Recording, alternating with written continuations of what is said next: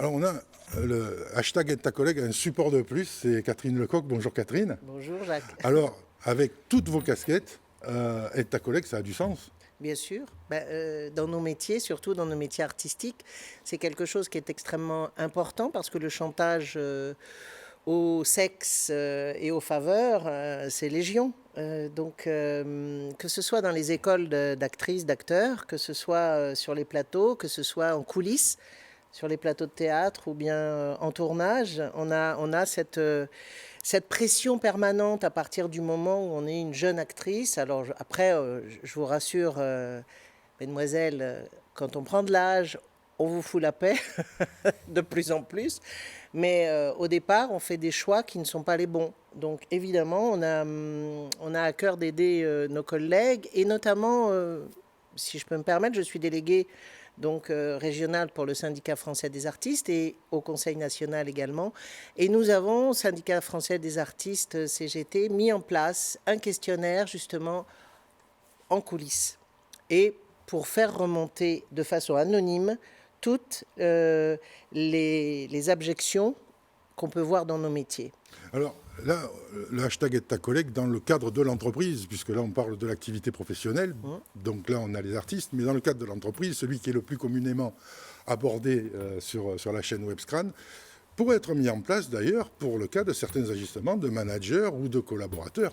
Hashtag aide ta collègue à l'origine, c'était juste pour montrer qu'on fait attention à sa collègue dans l'open space qu'on pourrait détecter comme étant une victime de violence conjugale, mais le périmètre peut s'élargir à ce genre de questionnaire, à ce genre d'enquête pour savoir si les agissements dans l'entreprise sont des agissements qui sont des agissements normaux de collègues de travail.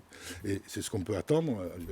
On n'est pas obligé de tomber dans la caricature de Blanche Gardin sur une scène pour aller tirer la sonnette d'alarme, quoi. Non, mais tout à fait. Il y a des signes, hein, de toute façon, des signes avant-coureurs, si je puis dire, si on est assez attentif aux personnes qui nous entourent.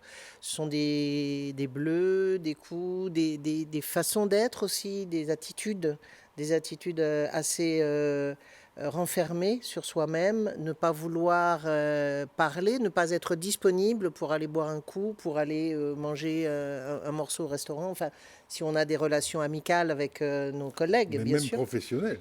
Et on peut ne pas pouvoir rester à une réunion qui serait importante. On pourrait, voilà. Ah, si ça déborde un peu un timing, effectivement, parce que généralement les hommes qui sont des hommes violents ont la main mise sur leur proie, puisque ce sont des prédateurs, on n'a pas d'autre mot. Et donc, effectivement, ces femmes doivent être cadrées à la minute près et on les piste sur téléphone, on les piste, on veut savoir où elles sont.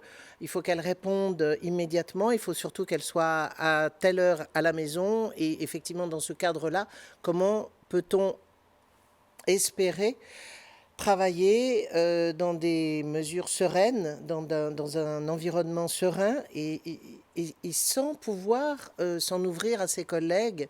Donc il faut que ce soit effectivement les collègues qui détectent ces choses-là et qui aident, qui tendent une perche. Alors, hashtag aide ta collègue a été repris par la DRH d'EDF, qui a même fait une formation pour les représentants du personnel, pour les aider à détecter et à communiquer avec les salariés qui auraient détecté dans leurs espaces de travail des personnes dans cette situation. La CFE-CGC, chez Stellatis, maintenant je crois que ça s'appelle, PSA Poissy, a mené dans tous les locaux utilisés par les femmes de l'entreprise le hashtag aide ta collègue avec des référents pour s'inquiéter de savoir comment ça se passait, cette opération, comment ça a bien marché. Et on demande de vous inspirer de la chose-là parce qu'on est déjà à quelques féminicides en 2022. Le compteur a été déclenché et il faudrait arrêter d'atteindre les sommets de 120, 130 ou 150 en 2021. 123, mais on a vu aussi une recrudescence de violence due au confinement, évidemment. Hein. Là, il y a eu 41% supplémentaires de plaintes de violences avérées. Et on est déjà à 14 féminicides recensés, entre guillemets. C'est-à-dire qu'il y a encore quelque part des femmes qui ont été certainement des victimes des coups de leur conjoint ou ex-conjoint, parce que bien souvent, ce sont les ex qui ne supportent pas que leur proie s'échappe. et vont jusqu'à les brûler en pleine rue ou les écraser contre un mur. Enfin, Alors, tous c'est ces cas-là, terrifiant. évidemment, n'étaient pas détectables dans le cadre de l'entreprise, puisque certaines étaient soit sans emploi, soit dans des emplois qui ne permettaient pas d'être détectés. Non, puis le confinement a été dramatique Et pour puis ces le femmes. confinement faisait échapper au cercle de l'entreprise. Mais si vous pouvez être juste attentif à votre collègue de travail, et si elle arrive en plein été avec un pull, vous dire s'il y a quelque chose qui ne va pas, ou avec des lunettes noires quand on est à l'intérieur, s'inquiéter de savoir si la porte qu'elle avoue avoir heurtée dans la nuit, la troisième fois, c'est peut-être soit qu'il faut qu'elle apprenne à fermer les portes, soit c'est pas une porte, quoi. Et c'est ça, être attentif.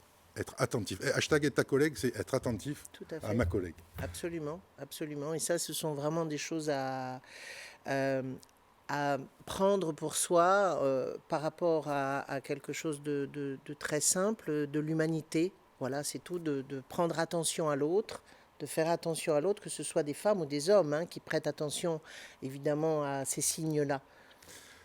Voilà, être humain, c'est ça aussi. Et on travaille dans une équipe, on voit plus ses collègues de travail quand on est dans un bureau que sa propre famille. Donc voilà, soyons attentifs à ceux avec qui on passe la majorité de notre temps. Merci Catherine. Merci Jacques.